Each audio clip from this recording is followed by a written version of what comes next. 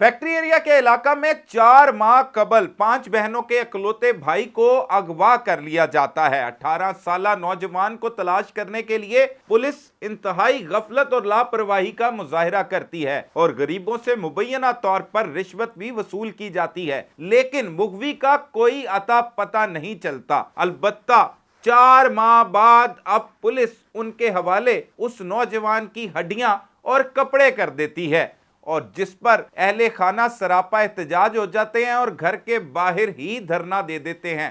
6 रोज से उन्होंने हड्डियों की तदफीन भी नहीं की।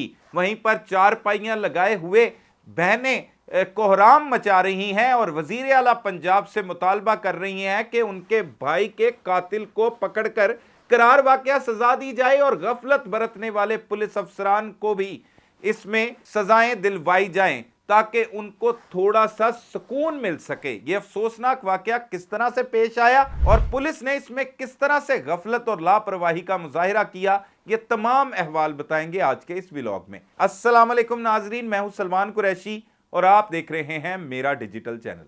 नाजरीन, फैक्ट्री एरिया का इलाका है एक नवा पिंड का रिहायशी है रमजान, जिसकी 5 बेटियां और एक ही इकलौता बेटा था जो 5 बहनों का सहारा भी था। उसका नाम है मोहम्मद शहबाज और वो 22 अगस्त 2025 को घर से फैजपुर इंटरचेंज में मोटरवे के अहलकारों के साथ काम करने के लिए निकलता है कि वहां से वापस नहीं लौटता। घर वाले परेशानी में मुब्तला हो जाते हैं, वहां पर पता करते हैं तो वो भी बताते हैं कि वो अचानक से यहां से चला गया है, पता नहीं कहां पर चला गया होगा। फिर वो पुलिस का जाकर दरवाजा खटखटाते हैं तो पुलिस रिवायती बेहिसी का मुजाहिरा करते हुए उन गरीबों को जलीलो ख्वार कर देती है।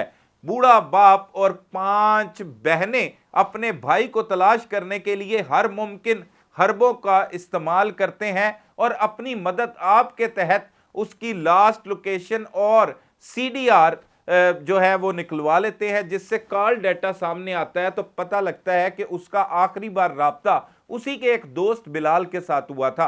बिलाल भी शेखुपुरे का रिहायशी है और उसके साथ कुछ माह कबल एक फैक्ट्री में काम किया करता था। बिलाल से पूछा जाता है पुलिस को, जब वो बताते हैं कि ये बिलाल को पता होगा कि ये कहां पर है। बिलाल को पुलिस हिरासत में ले लेती है, पुलिस उससे पूछगिछ करती है तो बिलाल ये इंकशाफ करता है कि ये जो मोहम्मद शहबाज है वो कश्मीर चला गया है और मैं आपको पकड़वा सकता हूं। अब घर वाले उन गरीबों से ये मुतालबा करते हैं कि तेल पानी लेके आ जाओ। मुबैना तौर पर उनकी बहनें ये अल्फाज इस्तेमाल करती हैं कि पुलिस एहलकार जो हैं वो इन्हें कहते हैं कि 20,000 रुपया लेके आओ। मोहम्मद रमजान इधर उधर से लोगों से मांग के 20,000 रुपये लेकर थाने जब पहुंचता है तो पुलिस एहलकार कहते हैं, पहले खाना खूना खाते हैं, वो 20,000 रुपये उससे पकड़ लेते हैं और बाद में कहते हैं कि जो दोस्त है वो पुलिस के खौफ की वजह से ये मान गया था कि उससे पता है कि वो कश्मीर में है तो मैं आपको वहां से बाजियाब करवाता हूं, ऐसी कोई बात नहीं है और उसे कुछ पता नहीं है। तो अलबत्ता हम इसकी तलाश जारी रखते हैं। ये नहीं जानता, इस हवाले से उसे शख्सी जमानत पर रिहा कर दिया जाता है, वो बासानी बाहर चला जाता है और फिर केस जू का तू यहीं पर पड़ा रहता है। हर तरफ वो इधर उधर दीवानों की तरह अपने बेटे को तलाश कर रहा होता है रमजान, क्योंकि इकलौता बेटा है। बहनें भी रोजाना की बुनियाद पर अपने भाई के लिए जद्दोजहद करती हैं कि उनका भाई, जिसके लिए उन्होंने बहुत से ख्वाब देख रखे थे कि वो अपने बाप के साथ मिलकर उन 5 बहनों का सहारा बनेगा, उसे तलाश करते रहते हैं, दर बदर की ठोकरें खाते हैं और आला हुकाम के दरवाजे भी खटखटाते हैं। यही लवाहिकीन इल्जाम आयद करते हैं कि वो DSP नवाज सियाल हैं, उनके पास भी जाते हैं और वहां पर भी उनकी कोई सुनवाई नहीं होती। उन्हें बार बार बताते हैं कि हमारा बेटा अगवा हुए आज जो है वो 15 रोज गुजर गए, आज 1 माह गुजर गया, आज 1.5 माह गुजर गया, 2 माह गुजर गए, 2.5 माह गुजर गए, 3 माह गुजर गए, लेकिन पुलिस के कानों पर जू तक नहीं रेंगती। क्योंकि गरीब होना भी यहां पर एक जो है वो कमजोरी है बहुत बड़ी और गरीबों को बहुत कम ही इंसाफ मिलता है। वो दर बदर की ठोकरें खाते रहते हैं। बिलाखिर 6 रोज कबल पुलिस की जानिब से उनसे राब्ता किया जाता है और कहा जाता है कि आप जो है वो आ जाए, हमने फैजपुर आपके साथ जाना है। अब फैजपुर वो जाते हैं। फैजपुर पैलियां हैं जहां पर मोटरवे के बिल्कुल ही करीब, वहां पर कुछ मोटरवे के एहलकारों को भी ले लेते हैं साथ, क्योंकि ये बताया जा रहा था कि ये पहले अपने बाप के साथ वेल्डिंग का काम करता था, फिर एक फैक्ट्री में मुलाजमत करता रहा, क्योंकि घर का इसने खर्चा उठाना होता था अपने वालिद के साथ मिलके। तो फिर इसने जो है वो मोटरवे के साथ प्राइवेट तौर पर उन्होंने इसको अपने साथ रख लिया, वहां पर चलान करने के लिए ये उनके साथ काम करता था और उसी ड्यूटी पर गया हुआ था। ये एफआईआर का मतलब है, वहां से ही ये लापता हुआ है। अब पैलियों में जाते हैं तो पैलियों में जाकर उसके वालिद को कहते हैं कि ये जो कपड़े हैं ये मोहम्मद शहबाज के हैं। उसका वालिद कहता है बिल्कुल यही कपड़े हैं मेरे बेटे के। अब साथ ही पुलिस जो है वो उनके सुपुर्द कुछ दूर पड़ी हुई हड्डियां कर देती हैं। हड्डियां इस तरह की होती हैं जैसे तेजाब में से निकाली गई साफ सुथरी हड्डियां हों। वो हड्डियों का एक ढांचा भी नहीं बल्कि हड्डियां इकट्ठे करते हैं और वो कहते हैं कि ये आपका बेटा है, तो आपके बेटे की यहां से हड्डियां मिली हैं। वो कहता मेरे बेटे की हड्डियां मिली हैं, ये कैसे मुमकिन है, इसका कोई डीएनए कराओ, कैसे पता लगेगा मेरे बेटे, कपड़े तो उसी के हैं, बाकी चीजें भी उसकी यहां से रिकवर हो गई हैं, लेकिन ये क्या हो गया।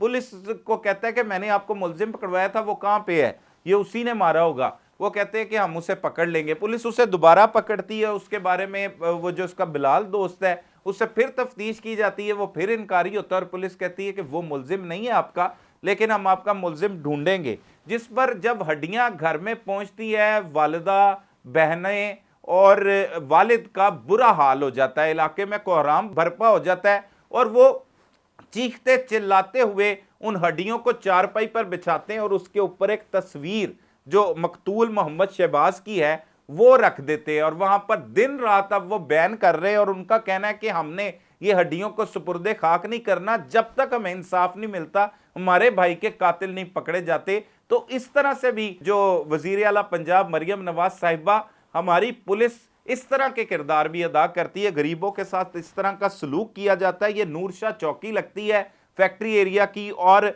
नवा पिंड थाना है, ये थाना फैक्ट्री एरिया की हदूद में ये वाकया है और यहीं पर इसकी एफआईआर भी दर्ज हुई। 365 की अगवा की, अब उससे 302 में कन्वर्ट कर लिया गया, मुंतकिल कर लिया गया। लेकिन 5 बहनों का इकलौता सहारा, वालिद का सहारा, वालदा का सहारा जो है वो छीन लिया गया और अभी तक पुलिस 4 माह पहले तो उसे तलाश ही नहीं कर सकी। 6 दिन से उसकी हड्डियां रिकवर की गई हैं, अब वो उसे सुपुर्दे खाक नहीं कर रहे, अपने पास ही उन्होंने रखा हुआ है और वहां पर दिन रात वो मातम करते हैं। वहां पर बैठकर वो इंतजार कर रहे हैं कि कोई मसीहा आएगा और उन्हें इंसाफ लेकर देगा। लेकिन कौन उन्हें इंसाफ लेकर देगा, किस तक ये खबर पहुंचेगी, हमारा मकसद भी यही है व्लॉग करने का। एक नौजवान जो 5 बहनों का इकलौता सहारा था, उसे बेदर्दी के साथ कत्ल कर दिया गया। पैलियों से लाश मिली, किसने कत्ल किया, क्यों किया, कौन, क्या वजूहात है, कुछ पता नहीं चल सका। जिस पर उन्हें शक था, जो वालिद ने बताया था, जो लास्ट उसकी फोन कॉल हुई थी वो बिलाल के साथ हुई थी, उससे भी तफ्तीश करते हैं, वो भी नहीं मानता। और पुलिस जो है वो अब तक इस हवाले से खामोश तमाशाई बनी तमाशा देख रही है।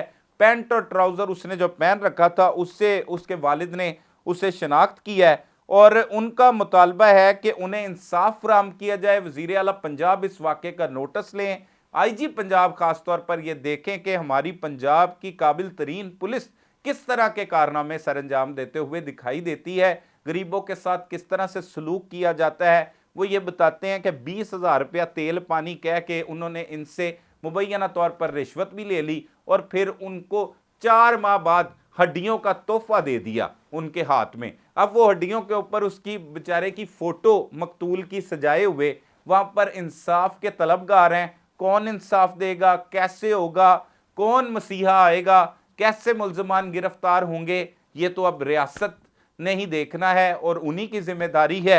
देखते हैं कि क्या होता है। लेकिन मोहम्मद रमजान, जिसके दोनों कांधे टूट चुके हैं, कमर टूट चुकी है, उसका इकलौता सहारा था जो उसके साथ मिलकर इस पूरे घर को चलाता था, वो बेदर्दी के साथ कत्ल हो जाता है। और अब बहनें जो है वो बैन करती हुई इंसाफ का मुतालबा कर रही हैं। चारपाई भी वहीं पे पड़ी हुई है और उनका कहना है कि अगर उन्हें इंसाफ ना मिला तो वो मेन रोड पर ये हड्डियों समेत चारपाई लेके जाएंगे और किसी गाड़ी के नीचे आकर सारे का सारा खानदान जो है वो मुबैना तौर पर अपनी जान भी दे देगा।